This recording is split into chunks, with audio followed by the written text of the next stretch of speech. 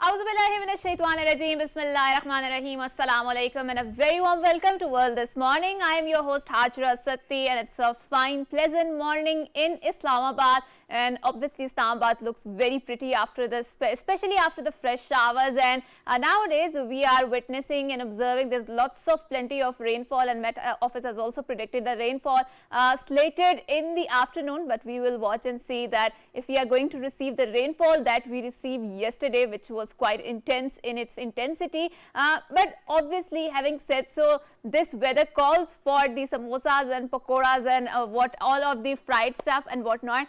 But having said so, I think it's beautiful that how almost the entire April has been spent in an extremely pleasant weather, and we are witnessing and hoping that we will get it along that. But obviously, when we talk about the pleasant weather, when we talk about having pleasantness surrounding you in your environment, we are going to develop the conversation especially on that, and how about that the sort of communication that you transcend to other people in terms of your effective dressing and in terms of your effective communication, how to develop that. But I think one of the important topic, and especially considering the fact that nowadays we are witnessing the climatic changes in its full intensity, especially living in Islamabad, in Pakistan, we are going to further develop the conversation on that. And on PTV, we hope and strive and we always struggle that we keep the conversation on the climate change alive, because this is something that is coming from a very personal tone, as someone who is living from Pakistan, who is from the Pakistan, who has witnessed the first-hand calamities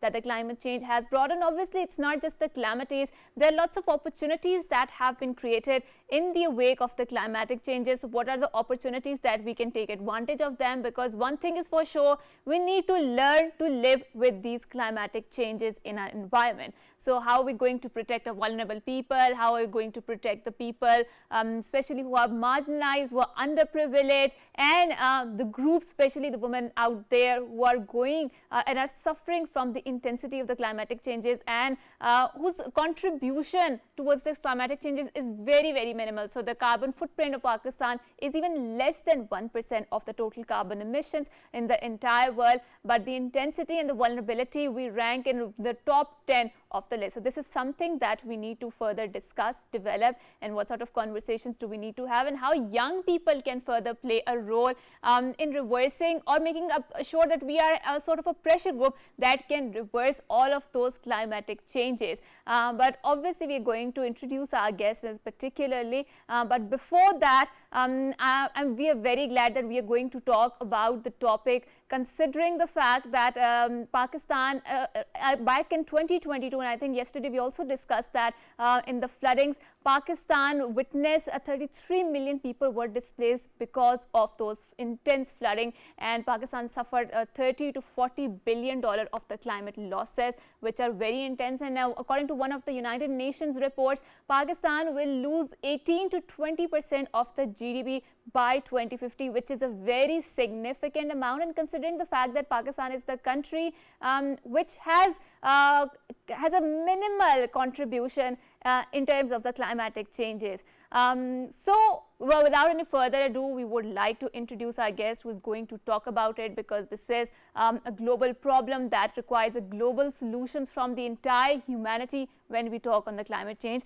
So in order to develop further this conversation, we are very glad that we have been joined by someone who is now in the Turkey, and as she is going to talk particularly on the importance of the climatic changes. And she happens to be the director of the media of the G7 Ambassadors Organization. We are very glad that we have been joined by Mari Khuraleva.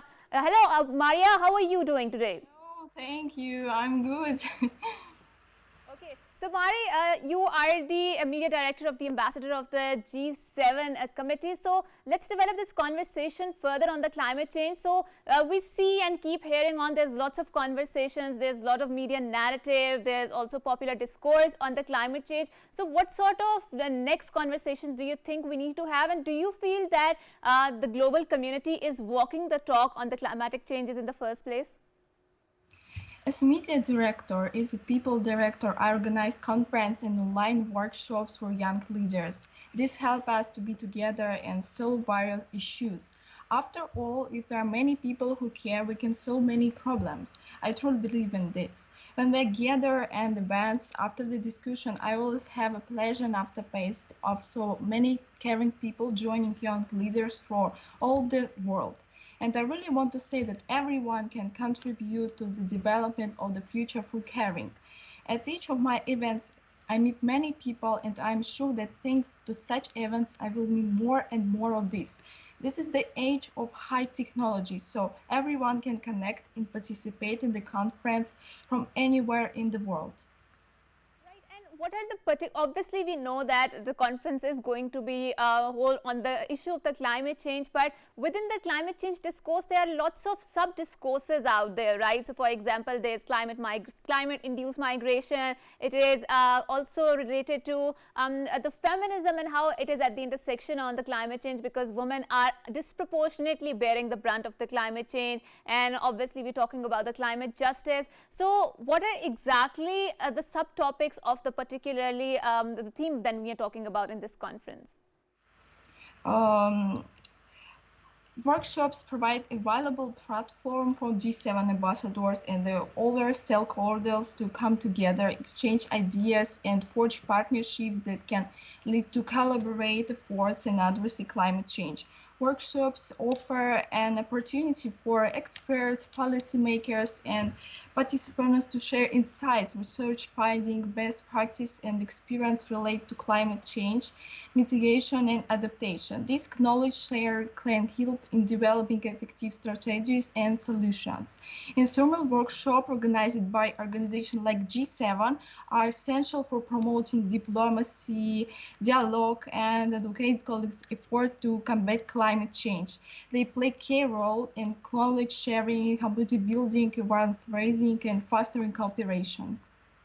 Right. And Ms. Mari, so we've seen that young people can play, and they are playing a very crucial role in terms of the climate diplomacy and the cultural diplomacy. And especially in the Europe, we have seen that there is a momentum, especially by the young university students, or for that matter, for the school students too, because they are engaging in a conversations that they want to have a momentum on the climate change. So, for example, one of the particular term that was developed was climate vandalism, where we've seen that students from different universities or young people, they're going to different art galleries, and they want to abruptly and in a very attention seeking way want to have the conversation on the climate change directed. So do you feel that this is a more appropriate sort of a response to the discussions on the climate change, and what role can young leaders play when we talk about the climate change diplomacy and the cultural diplomacy?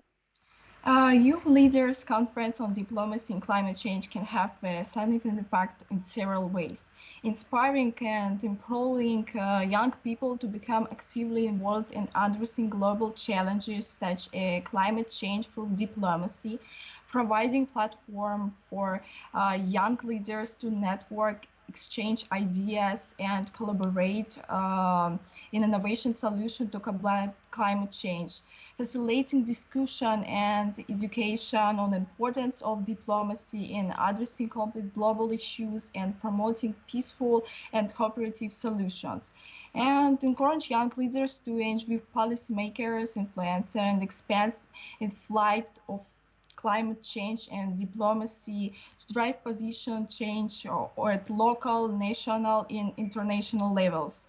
Overall, Young Leaders Conference on Diplomacy and Climate Change play a critical role in sharing the next generation of diplomats, environmental leaders, and change makers who will work towards a more sustainable and resilient future for all. Right, right. And thank you so much for being here, for illuminating and enlightening us about the entire climate change diplomacy. But we'll come back after a short break.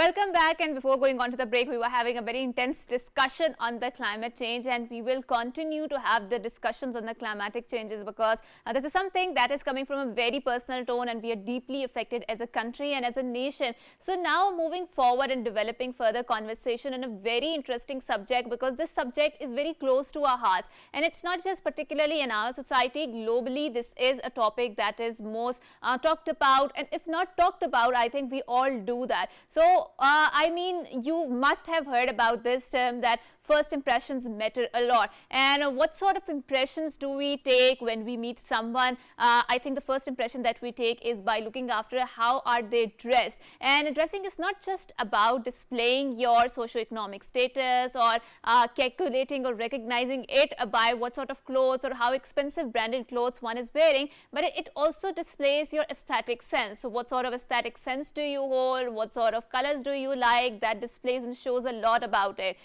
So to further develop the conversation on it, what sort of clothing we would like to wear if we want to convey this impression that we are knowledgeable, we are confident, and we are powerful. So I think clothing helps a lot, especially when we talk about the first impressions. So without any further ado, we are going to talk to someone who is an expert in this particular field, because he happens to be an image consultant and he has been on our shows plenty of times, and we are very glad that once again he has joined us. We are very glad that we have been joined by Hamid Saeed Saab. Assalamu alaikum, sir, and thank you so much for coming to our show. Thank you for having me on the show. Right, so we do have this conversation about dressing and how if you want to feel confident, if you want to exude the confidence, your dressing plays an essential part in that, right? And in different cultures, in different settings, the dressing has a different sort of a meaning, right? So when we particularly talk about Pakistani society, what sort of dressing do you think, and obviously that differs for men and women both, exudes or display the confidence and strength? Well, confidence comes from two things. I've done research for the last 25 years and it hasn't changed that. Right. Confidence comes from, first of all, is from your core competency. And your knowledge, it's, your whatever that your subject matter is. So if you command, you have a command on that, the confidence comes from that. And secondly, the confidence comes from the way you present yourself. True. And we have noticed and observed this with ourselves many times. The day that we don't look perfect, and the day that maybe we feel that our socks are not good, maybe we feel that the tie is probably not right, maybe we feel that ensemble that we put together, there's something wrong with it. So immediately what happens is shatters our confidence. Right. Regardless of who we are, and we could have a great confidence, but anything like that, when it happens, it shatters our confidence. So I would say you have to have these two things. You have to have, obviously, you have to have the the competency in core competency in what you do, and secondly, the way you present yourself. Right. So since you're an image consultant, and I don't want the entire conversation to be hijacked by the way we are dressed up, and when we talk about the confidence, obviously dressing does convey the first impression, but there is more to that, right? And nowadays, the entire conversation on the dressing, I think it's becoming very consumeristic, very materialistic. So if you're wearing very expensive branded clothes, so people see that as a gateway to, a higher social setup or a more prestige in the society. So do you believe in these things, or do you think that there's more to your personality apart from the dressing? Well, I don't really believe in brands, I believe that you must be your own personal brand. Right. So when you're on your personal brand, you need to do a few things. Right. There are five P's of dressing. I should kind of elaborate it. Number one, the colors has to be right. Okay. And the color is now what you like, as you mentioned before.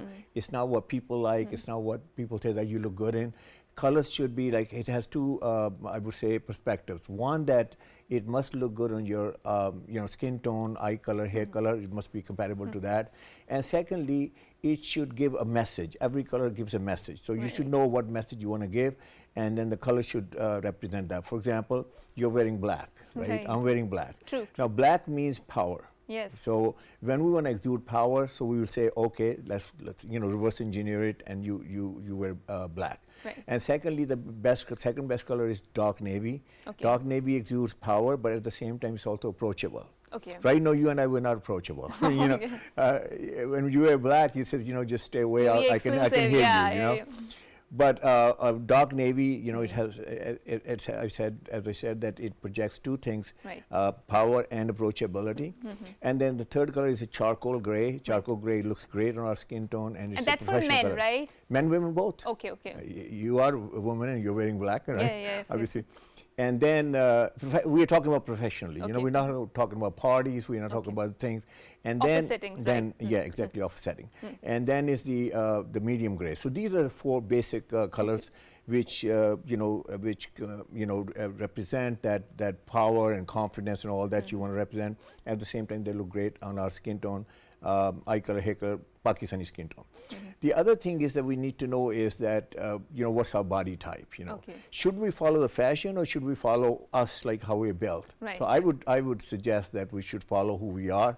Are we short? Are we tall? Are we heavy? For example, if you're a heavy-set guy or a woman, obviously if you're going to wear tight clothes, it's not going to work. So body type dictates what styling, what fashion you're going to follow. You're not going to take all the fashion and impose it on you, and certain elements are not going to look good on you. So that's the second thing. And the third thing, which is very important, is that you must know your personality. Now there are people who are very flamboyant. There are people who want to be in the limelight and all that. They can experiment more colors. They can carry more style. They could look more stylish, and they could carry it. And if you're a conservative kind of guy, girl, then conservative dressing is better for you.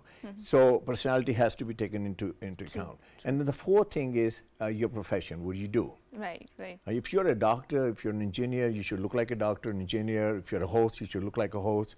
If I'm an image consultant, I should look like an image consultant. True. And so the list goes on. Right. And the last thing which is very important, is your position, hierarchy, and where you are. So let's say you're a CEO of a company. You must look like a CEO of a company. If you don't, let me tell you this. I mean, it's not that you're going to get fired.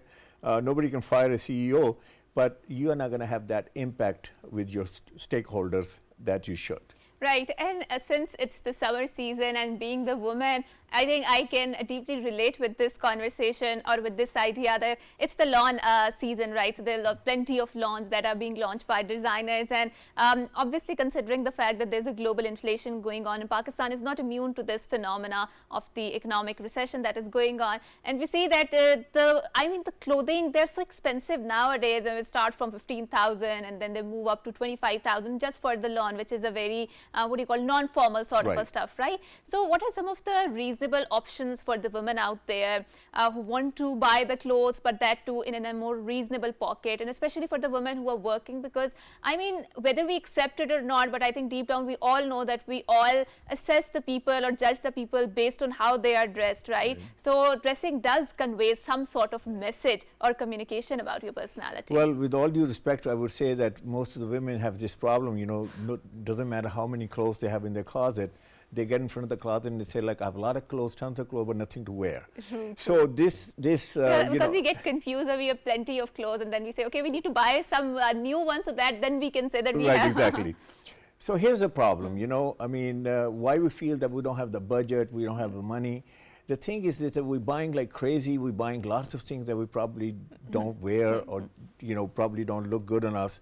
So let's talk about like the summer season and right here. I would say there's a lot of lawns you mentioned, a lot of prints out there. So if you're a professional woman, I would say stay away from prints. So and save your money, So print is distracting. Print is distracting. So I would say, and also lawns, there are lawns which are like see-through and all that, some lawns are like just terrible, Oh, yes. Oh, yes, If you are in professional setting, I mean, believe it or not, see-through clothing is not going to work. Of course. So I would say the formula is buy less. I mean, I know you're not going to like it, women are going to like it. Buy less. I like it a lot. Okay, buy right, that's the most important thing, and buy quality. Yes. That's the formula. If you stick with that, I think you're going to be not only okay with your budget, you're going to be okay with also how you look. I think nowadays it's very difficult to have the quality conversation on the concept called quality, because I don't see a lot of quality clothes coming in, because thread count has been discounted by the designers, and they are going for the cheaper options because of the inflation, and they have to adjust to it. But nowadays, Hamid Saeed sir, we've seen that the concept of pre-loved is lot about talked about, and there's a lot of momentum on that, right? So there was a time when people want to go for, and there was a lot of taboo taboo surrounding the pre-loved, right? But now because of the sustainability issues, and I mean obviously also making sure that the fact about the inflation which is hitting hard, so people want to go for the clothes which have been worn once or twice, and I think this concept has already been in the Western countries for quite some time, right? So what sort of new conversations do you think we need to have on the pre-loved, and are the designers encouraging that, the conversations? Well, obviously, it's not going to encourage that because, you know, they're going to be out of business.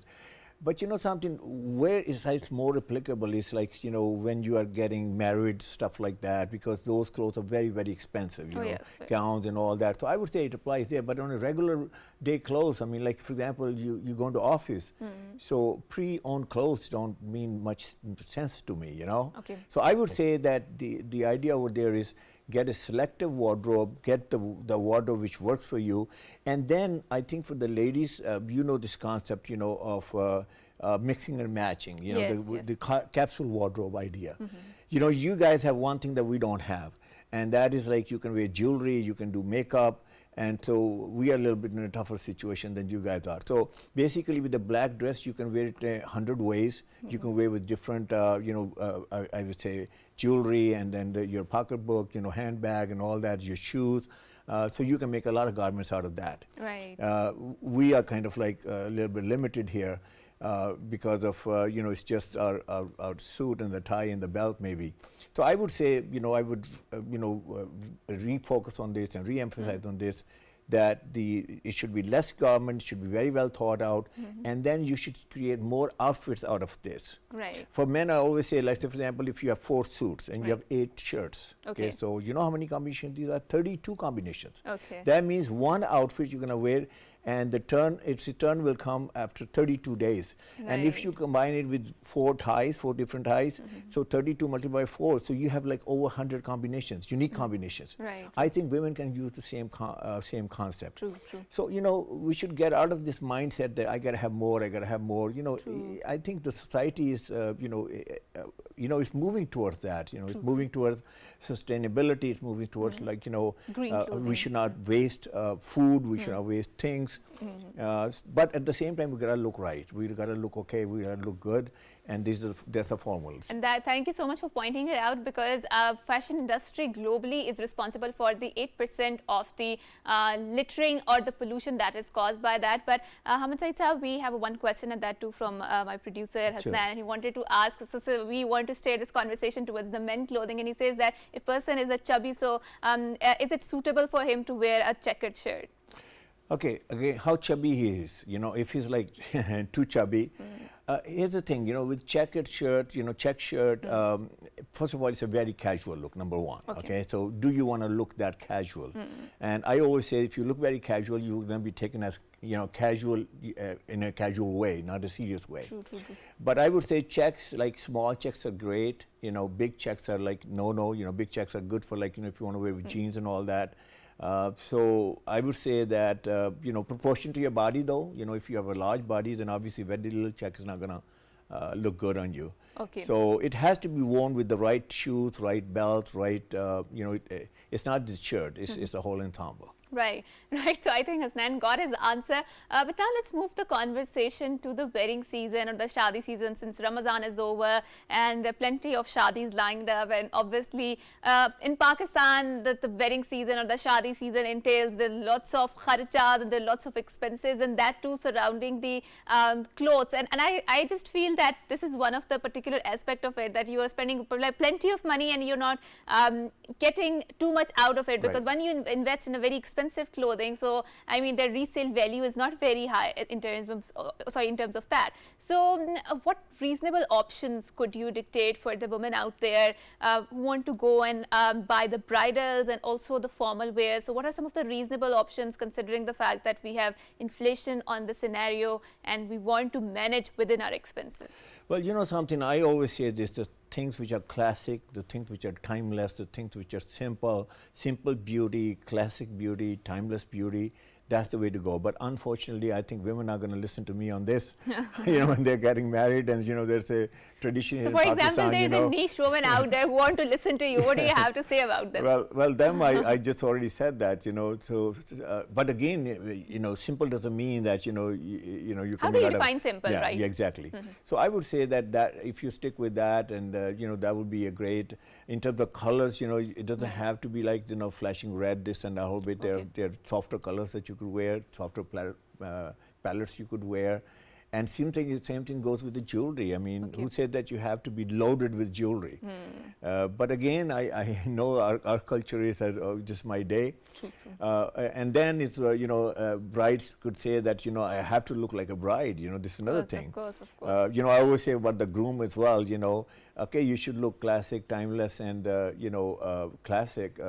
But at the same time, you have to look like you are a groom. It's not, people should say, where's the groom? Right. So that's why I recommend, should be a 3-piece suit instead of a 2-piece suit, because most of the weddings, guests are now wearing a 3-piece suit. So at least they could recognize, okay, here's the groom. But here's what you should not do. If you go to like a Sadr Bazaar here, you're in Anarkali in Lahore, Right. Common salesman, he says, okay, so what bride is going to wear, what color? And he would say, well, she's going to wear a yellow dress or yellow, whatever that dress is. And he goes, okay, so you should wear yellow suit, yellow waistcoat, yellow tie, and it makes a clown out of you. So I would say that be very careful and wear manly colors. Again, those four colors that I said in 3-piece suit, they will look great. Black is again a regal color. It's a wedding color. It's a tuxedo color. True. And then you could wear dark navy or a charcoal gray. That could look great. Actually, what you have to really look for is for a groom. It's all about photography. Remember that. So when you wear darker color, she could wear any color that could match. That will match. For example, if groom is wearing black or dark navy, she could be wearing pink. She could be wearing peach, she could be wearing any light color, she could be even wearing red, and it's going to be a great combination. So remember, it's all about photography, and the other thing is fit has to be impeccable. Right. If the fit is not good, let me tell you this, I got news for you, you cannot Photoshop it. Right. So you have to get perfect fitting clothes, whether you are a groom or a bride. Let me tell you, this is your day, and you have to make it perfect and make sure that you go to the right people. There are people that they will ruin your day, I mean, you have heard stories, Of course. things are not right, things are not done on time, or they're like all, just screwed up and all that. So I would say get the right help and plan it, and then get it executed by somebody who's professional. Right, and I think now let's move forward to one of the important arena, which is fashion diplomacy. And we've seen that there are plenty of designers who have their multi-brand stores, and not just in Pakistan, in the West, but we don't see Pakistani designers at par with, or what do I say? So I mean, in our neighboring countries, so we've seen that there are lots of designers who have a very flashy presence, especially in the Western world, right? But now let's connect the conversation back to that. So do you feel that in the days to come, because Pakistani culture is liked a lot, and it has a very diverse color palette, it has a very diverse designs, and there's a lot of plenty of, what do you call it, I would say soul to the fashion, because nowadays in the modern Western culture, you will find that the minimalism is very much important, or minimalism is the key thing there, the buzzword there. And I do feel that minimalism just is extracting the soul out of the the entire conversation or entire concept, right? So do you feel that the fashion diplomacy will highlight the Pakistan's culture in terms of the clothing, I mean in West? Let me just say one thing. The things we work internationally, I think they work also for Pakistan, in the end. And as far as fashion is concerned, what happens in let's say, Western world, it takes about 3 or 4 years, sometimes 5 years to it's applied here. So we are way behind. But as far as I'm all for minimal, and because we talked about this, that minimum wardrobe, how to put it together and all this. So I think that our culture, we have cultures within the country as well. There, let's say for example, we go to different provinces and all that, and then there are social statuses. They have certain demands on us that we have to look this way or that way. But the way I cut it out and the way I sort it out is that what looks good internationally, that looks good here as well. As long as, you know, our religiously and our culturally limitations or whatever those, you know, our whatever that we have to follow those things. I think they should be, you know, definitely taken into account. Otherwise, I think we definitely can do it here in Pakistan. Right. And now let's connect the conversation, because we talked about the fashion diplomacy, and that falls under the broader umbrella of the cultural diplomacy. So yesterday, it was the National Day of the Netherlands, and where our Federal Minister for Food and Agriculture was there as the chief guest, Rana Tanveer Hussain Saab, and he was engaged in the food diplomacy. And obviously, it is a broader aspect, a broader part of the what do you call the aspects of the cultural diplomacy, and exhibiting and displaying Pakistan's culture of food out there. And it was also attended, obviously, Holland ambassador was present there, Hani Diveris, and also our executive producer Saab Jamshed Sultan also attended this particular event, in which it displayed the various kinds of the food. And I think the cultural diplomacy is very important when we talk about people to people exchanges, when we talk about the exchange of the cultural ideas, and also when we talk about displaying Pakistani culture. These sort of events make sure that the outreach of the Pakistani culture is presented to the people who are in the West. And I generally see that there is a lot of interest nowadays in Pakistani culture, in Pakistani food, in Pakistani fashion, and they want to explore the countries or the civilizations that are apart from the Western world, Western civilization. And since Pakistan has a very diverse sort of a landscape, not just a landscape, but also in terms of the food differs from place to place, and that it has to offer. So Ahmed Saab, now let's connect the conversation back to the clothes, and how it is an effective way of the communication, or how it can give wrong signals in terms of when the clothing goes wrong, right? So Pakistan has different sub-ethnic cultures. So for example, our KPK region will have a totally different set of values as compared to the Punjab, or as compared to other core cities like Islamabad, like Karachi, and it has a different set of values. So if someone is in the KPK, obviously the clothing will mean a total different. For example, turban has a very different value to them, right? So when you are in the KPK side as a Pakistani or someone who was out there, so how do you think we should dress up so that we feel more comfortable in that crowd? Well, look, as you said, that culture plays a huge part in our country, and rightfully so. Here's what we need to know. What we need to know is, when we are in that culture, you know, let's say I'm a Balochi and I'm in Balochi culture, you know, and I got this shalwar which is like, you know, 10-yard wide and all that. True. I mean, it works there, it's fine. True. But if you're going to come to Islamabad with that and have a business meeting, I don't think it's going to work. True. I think what we need to know is this, that we must preserve our culture, but it should be in that kind of a, you know, that kind of a ambiance, or that kind of a place, or that kind of a venue, and that kind of a meeting. When we talk about internationally, and when we talk about you know, business environment, then I think that it has to you know, come like more traditional. You know, what is more traditional there. And the other thing I want to say is about, like, you know, this making connection with, like, internationally with our clothing and all this. I think respect has a lot to do with it. You know, when you go to another country, I always say that when you go to another country, how can you assimilate there if you're going to stay there for a longer time? The two things has to happen. One is that you should be able to communicate in that language, because if you don't, then forget about this. You know, assimilation goes out of the window. The other thing is how you dress, you know. So I would say show respect to that country. I mean, it's good that we can go there and we can wear our sherwani, we can wear our waistcoat, and we can wear our, you know, number of prime ministers have gone overseas and they have worn our national dress and all this. That's another way of saying that, look, I am from, you know, I'm very proud of my heritage. I'm very proud. That's a great statement as well. But you shouldn't have a chip on your shoulder that, hey, I cannot wear a suit, I cannot wear. I can give you countless examples where people have come, even especially ladies. Hillary Clinton has come here. Many celebrities from other countries have come here. And you know something, they try to integrate some sort of hijab with their clothing and all that. You know, Lady it's a Diana, great thing, you know, that they respect. So you have to show respect. You should not be like, say, I am so stiff, I'm so, like, you know, bent on my own ways, and I got to prove that who I am, and this and that whole bit. So I think showing respect, and then there are international things. For example, see-through clothing is not good, no matter in what culture you go through. Absolutely true. Tight clothing is not good. Even if you're in America, if you're in corporate culture, forget about this. So I think there's certain standards which are applied internationally. They should also apply here.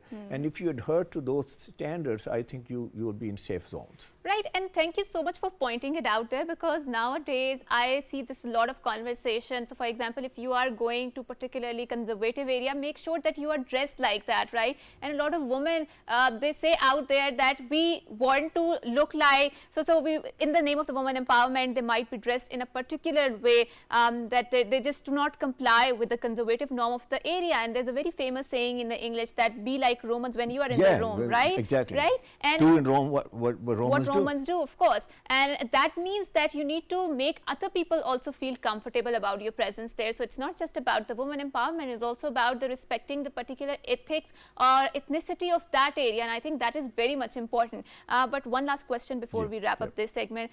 So what is nowadays trendy, especially when we talk about the women clothing or women fashion? Because I see plazos, I see trousers, I see tulip shalwars, and there are lots of, I think everything is in the fashion. So and obviously when it comes to choosing the comfort and the trendy things, so we had your answer that you go for the comfort, right? But when we talk about the trendy things, how can we make ourselves more trendy? Well, I tell you something, stay away from trends, because trends are only temporary, and then you're going to spend a lot of money there. And especially when you wear, look, if you are a professional woman, right, and if you have a business meeting or whatever, they're not looking at how trendy you are. They're looking at how competent you look, how professional you look. So I would stay away from that unless you go to a party or something like that. You want to have fun.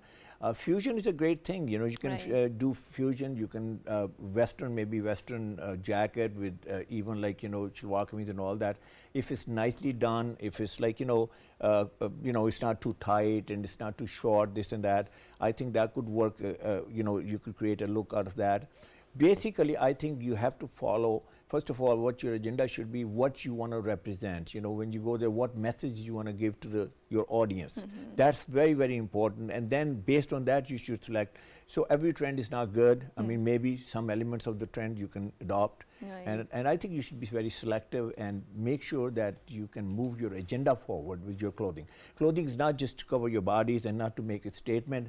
It's all about like why you're there, what you need to promote.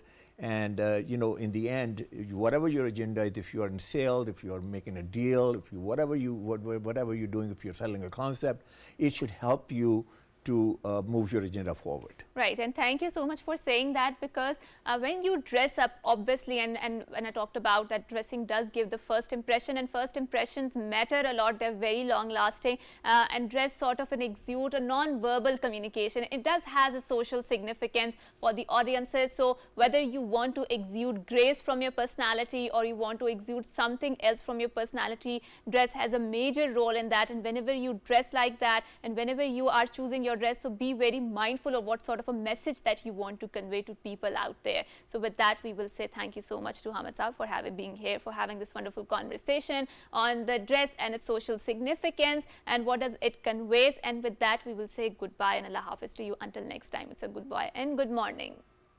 Thank you so much.